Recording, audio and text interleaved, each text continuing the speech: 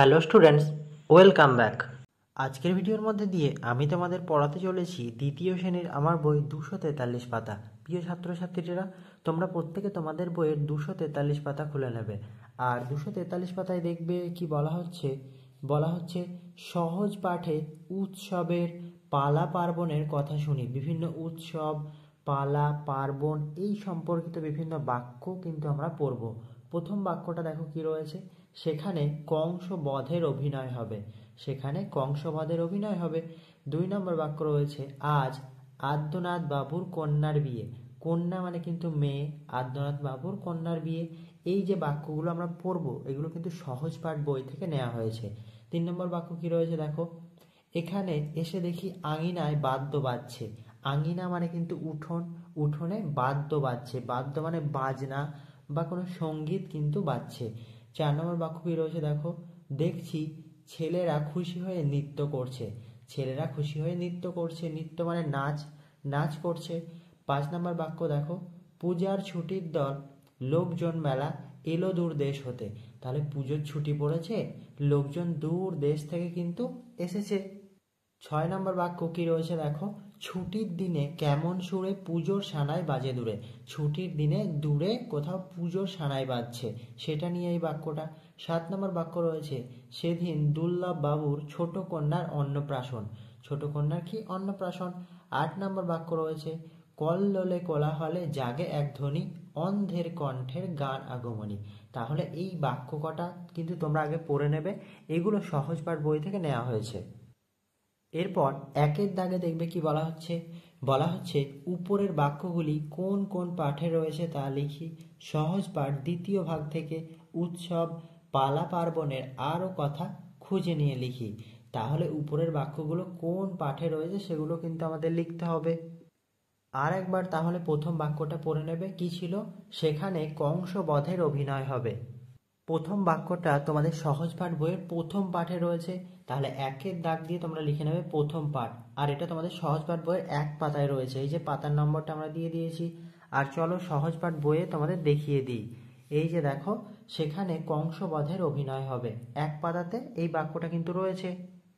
আর দেখো এই যে প্রথম পাঠ এই যে লেখা রয়েছে, এটা কিন্তু লিখতে হবে, যেটা আমরা লিখে দিয়েছিলাম, তোমরা লিখে নেবে। 2 নম্বর বাক্যটা দেখবে কি রয়েছে, আজ আদ্যনাথ বাবুর কন্যার বিয়ে। এই বাক্যটা কোন পাঠে রয়েছে সেটা এবার আমরা লিখব। এটা কিন্তু তোমরা তোমাদের সহজ পাঠ বইয়ের দ্বিতীয় পাঠে পেয়ে যাবে, যেটা তোমাদের সহজ পাঠ বইয়ের 3 পাতাতে তোমরা পেয়ে যাবে। এই যে দেখবে 3 পাতা খুলে নেবে সহজ পাঠ বইয়ের, আজ আদ্যনাথ বাবুর কন্যার বিয়ে। আমি তোমাদের ভালো করে দেখিয়ে দিচ্ছি যাতে তোমরা খুব সহজভাবে বুঝতে পারো। 3 নম্বর বাক্যটা দেখবে, আরেকবার পড়ি চলো, এখানে এসে দেখি আঙিনায় বাদ্য বাজছে। এই বাক্যটা কিন্তু তোমাদের সহজ পাঠ বইয়ের দ্বিতীয় পাঠেই রয়েছে, 4 পৃষ্ঠায় রয়েছে। সহজ পাঠ বইয়ের 4 পৃষ্ঠা তোমরা খুলে নেবে, এখানে দেখবে রয়েছে এখানে এসে দেখি আঙিনায় বাদ্য বাজছে। আর পাঠ যেটা রয়েছে ওটা আমি লিখে দিয়েছি, তোমরা লিখে নেবে। 4 নম্বর বাক্যটা দেখো কি রয়েছে, দেখছি ছেলেরা খুশি হয়ে নৃত্য করছে। দেখো এই যে 4 নম্বর আমরা দিয়ে নিয়েছি। আর এটা কিন্তু তোমাদের সহজ পাঠ বইয়ের দ্বিতীয় পাঠে রয়েছে, এটাও 4 পাতাতে রয়েছে। দেখো সহজ পাঠ বই আমরা খুলে নিয়েছি, 4 পাতাতে রয়েছে, দেখছি ছেলেরা খুশি হয়ে নৃত্য করছে। এই যে এই বাক্যটা রয়েছে, তাহলে তোমরা কিন্তু লিখে ফেলবে, এই যে দ্বিতীয় পাঠ এটা লিখে ফেলবে। 5 নাম্বারটা দেখো কি রয়েছে, পূজার ছুটির দল লোকজন মেলা এলো দূর দেশ হতে। এবার এই যে লাইনটা পংক্তিটা, এটা কত নম্বর পাঠে রয়েছে চলো লিখব। এই লাইন দুটো দেখবে তোমাদের সহজ পাঠ বইয়ের 44 পাতাতে রয়েছে। এই যে দেখো 44, 4 × 10 = 44। আর কি রয়েছে দেখো, পূজার ছুটির দল লোকজন মেলা এলো দূর দেশ হতে বৎসরের পরে। তো এই পাতায় দেখবে কোনো পাঠ কিন্তু লেখা নেই, শুধু লেখা আছে সহজ পাঠ। এটা কিন্তু তোমাদের বইয়ের নাম। আর কততম পাঠে রয়েছে এটা দেখার জন্য কিন্তু তোমরা 37 পাতা খুলে নেবে। আর 37 পাতাতে দেখবে কি রয়েছে, দ্বাদশ পাঠ। আর এই পাঠেই কিন্তু ওই লাইন দুটো রয়েছে, দ্বাদশ পাঠ, তোমরা ভালো করে দেখে নাও। তাহলে এই যে 5 নম্বর বাক্যটা ছিল সেটা দ্বাদশ পাঠে রয়েছে, 44 পাতাতে কিন্তু এই বাক্য দুটো রয়েছে। তাহলে এটা তোমরা লিখে নেবে দ্বাদশ পাঠ। আর 44 পাতাটা আমি দিয়ে দিয়েছি তোমাদের সুবিধার জন্য। 6 নম্বর বাক্যটা আরেকবার পড়বে, ছুটির দিনে কেমন সুরে পুজোর সানাই বাজে দূরে। এই বাক্যটা কিন্তু তোমরা তোমাদের সহজ পাঠ বইয়ের নবম পাঠে 23 পাতায় পেয়ে যাবে। চলো 23 পাতা খুলে তোমাদের দেখিয়ে দিই। সহজ পাঠ বইয়ের 23 পাতাতে দেখবে রয়েছে ছুটির দিনে কেমন সুরে পুজোর সানায় বাজে দূরে। এগুলো কিন্তু উৎসব নিয়ে বিভিন্ন বাক্য। আর এদিকে 22 পাতায় দেখবে রয়েছে নবম পাঠ। এই পাঠটা কিন্তু লিখতে হচ্ছে আমাদের। তাহলে এই নবম পাঠ এটা লেখা হয়েছে, তোমরা লিখে ফেলবে। 7 নম্বর বাক্যটা দেখো কি রয়েছে, সেদিন দুর্লভ বাবুর ছোট কন্যার অন্নপ্রাশন। এটা কিন্তু তোমরা সহজ পাঠ বইয়ের ত্রয়োদশ পাঠে পেয়ে যাবে, যেটা 49 পাতায় রয়েছে। চলো দেখিয়ে দিই। এই যে দেখো ত্রয়োদশ পাঠ আমরা খুঁজেছি, এটা কিন্তু 48 পাতা, আর 49 পাতাতে কিন্তু ওটা রয়েছে সেদিন দুর্লভ বাবুর ছোট কন্যার অন্নপ্রাশন। এই যে দেখবেন নিচে পৃষ্ঠা নম্বর দেওয়া রয়েছে, কত পৃষ্ঠা? 49 পৃষ্ঠা। আর 48 পাতা থেকে কিন্তু ত্রয়োদশ পাঠ শুরু হচ্ছে। তাহলে এটা তোমরা লিখে নেবে 7 নম্বর দিয়ে ত্রয়োদশ পাঠ 49 পৃষ্ঠাটা আমি দিয়ে দিয়েছি তোমাদের সুবিধার জন্য। 8 নম্বর বাক্যটা কি রয়েছে দেখো, কল্লোলে কোলাহলে জাগে এক ধ্বনি অন্ধের কণ্ঠের গান আগমনী। তো দুর্গাপুজোর আগে যে গানটা হয়, একটা গান হয়, সেটাকে আগমনী গান কিন্তু বলা হয়ে থাকে। আর এই যে লাইন দুটো, এটা কিন্তু তোমাদের সহজ পাঠের ত্রয়োদশ পাঠেই রয়েছে, যে দুটো কিন্তু 55 পৃষ্ঠায় রয়েছে। চলো খুঁজে দেখিয়ে দিই। দেখবে 55 পৃষ্ঠার একেবারে শেষে রয়েছে কল্লোলে কোলাহলে জাগে এক ধ্বনি অন্ধের কণ্ঠের গান আগমনী। এটাও কিন্তু ত্রয়োদশ পাঠে। তাহলে পাঠটা তোমরা লিখে ফেলবে, আর আশা করি বুঝতে পারলে পুরোটা। এখানে দেখো আরও কি বলা হয়েছে, সহজ পাঠ দ্বিতীয় ভাগ থেকে উৎসব পালা পার্বণের আরও কথা খুঁজে নিয়ে লিখি। তো আরও কথা খুঁজে লিখতে হবে, সেটা জায়গা কিন্তু এখানে দেওয়া নেই, তাই সেটা আমরা অন্য একটা খাতায় করে নিয়েছি। তোমরা অন্য খাতায় কিন্তু লিখে নেবে। দেখো অন্য আরও অনেক বাক্য কিন্তু আমরা লিখে নিয়েছি উৎসব পালা পার্বণের। প্রথম বাক্য আমরা কি লিখেছি দেখো, এদিকে তার কন্যা নিস্তারিণীর বিবাহ। এটা কিন্তু তোমরা তোমাদের সহজ পাঠ বইয়ের 48 পাতায় পেয়ে যাবে। বিবাহ এটা একটা অনুষ্ঠান, উৎসব পালা পার্বণ নিয়ে কিন্তু এই বাক্যটা রয়েছে। তাহলে এটা আমি কিন্তু আর খুলে খুলে দেখিয়ে দিচ্ছি না, তোমরা দেখে নেবে, নইলে ভিডিওটা অনেক বড় হয়ে যাচ্ছে। 2 নম্বর বাক্য আমরা লিখেছি বাড়িতে পূজা অর্চনা ক্রিয়াকর্ম আছে। এটা কিন্তু তোমরা তোমাদের সহজ পাঠ বইয়ের 48 পাতায় পেয়ে যাবে। 3 নম্বর আমরা লিখেছি আগামীকাল 19শে জ্যৈষ্ঠ বিবাহের দিন। বিয়ে, তাহলে এটা তো একটা উৎসব পালা পার্বণ হচ্ছে, তাহলে এটা কিন্তু সহজ পাঠ বইয়ের 48 পাতায় তোমরা পেয়ে যাবে। 4 নম্বরে আমরা লিখেছি পৌষে খাওয়ান ডেকে মিঠে পিঠে পুলি। এইটা কিন্তু তোমরা সহজ পাঠ বইয়ের 55 পাতায় পেয়ে যাবে। 5 নম্বর বাক্য লিখেছি দেখো, আশ্বিনে হাট বসে ভারী ধুম করে আশ্বিন মাসে হাট বসে। তোমরা সহজ পাঠ বইয়ের 55 পাতাতে এটাও পেয়ে যাবে। তাহলে এই 5টা বাক্যই কিন্তু আমরা আলাদা করে লিখেছি, যেগুলো তোমরা লিখে নেবে আর সহজ পাঠ বই থেকে খুঁজে খুঁজে দেখে নেবে। আর এই সবগুলো বাক্যই কিন্তু উৎসব পালা পার্বণ নিয়ে লেখা বাক্য। আশা করি বুঝতে পারলে। এবার 2 দাগে দেখো কি বলা হচ্ছে, নিচের যুক্ত ব্যঞ্জনগুলি ব্যবহার করে নতুন শব্দ তৈরি করি, সেগুলি দিয়ে বাক্য রচনা করি। দেখো যুক্ত ব্যঞ্জন রয়েছে তয়জ ফালা, দন্ত নয় নয়, দন্ত নয়জ ফালা, মধ্য নয় ঠয়, লয় লয়, দন্ত নয় ধায়।